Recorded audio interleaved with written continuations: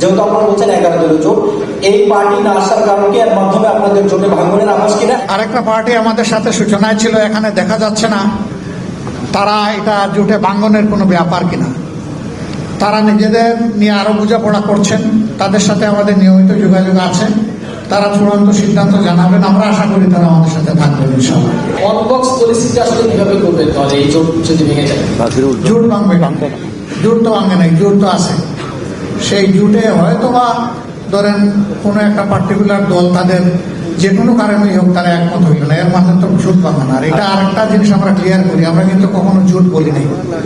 আমরা বরাবর বলে আসছি এটা হইল নির্বাচনী সমঝোতা। এখন আমরা বলছি এটা নির্বাচনী ঐক্য।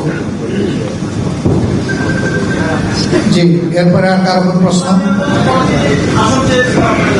ওনাদের অবস্থান পরিষ্কার হওয়ার পরে এটাও জানবেন ইনশাআল্লাহ। আর কয়টি চেয়েছিল এটা তো জানা উচিত না, চাইবো তো আমি সব বলি, আপনিও চাইবেন বেশি করে।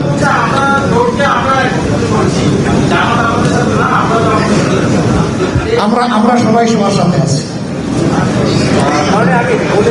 আপনাদের এটা ইসলাম চলছিল, আপনারা আস্থা কিন্তু আজকের সাথে সাথে যারা বসে আছেন অনেকে ইসলামপন্থী রাজনীতি করেন না। এটা যেহেতু আপনাদের ইসলামপন্থীদের ওয়ান বক্স পলিসিতে শুরু হয়েছিল, এখন আর আপনারা ওয়ান বক্স পলিসিতেই আছেন।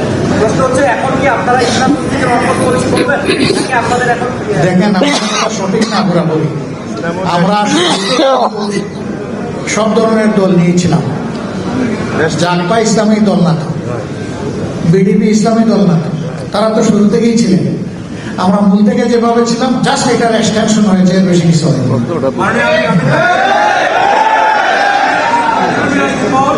আমি কাজ করি লন্ডন টাইমস নিউজ পেপারে। আমি জাস্ট জানতে চাই আপনার কাছে যে আপনারা যে ইনক্লুসিভ একটা নির্বাচন ঐক্য করেছেন সেটির বিষয় এবং ভীষণ কি হবে? এটা কি শরিয়ার যে একটা ব্যাপার আছে সেটি কি এখানে মূল পয়েন্ট হিসেবে থাকবে না অন্যান্য কোনো পয়েন্ট থাকবে? আপনারা আমাদের নির্বাচনী ম্যানিফেস্টোতে সব পেয়ে যাবেন, আমাদের পলিসি পেপারে সব পেয়ে যাবেন। এটা বিস্তারিত বিষয়, এখানে এটা মানে সবিস্তারে বলা সম্ভব নয়। পেয়ে যাবেন, একটু ধৈর্য ধরেন, খুব সহসাই পেয়ে যাবেন।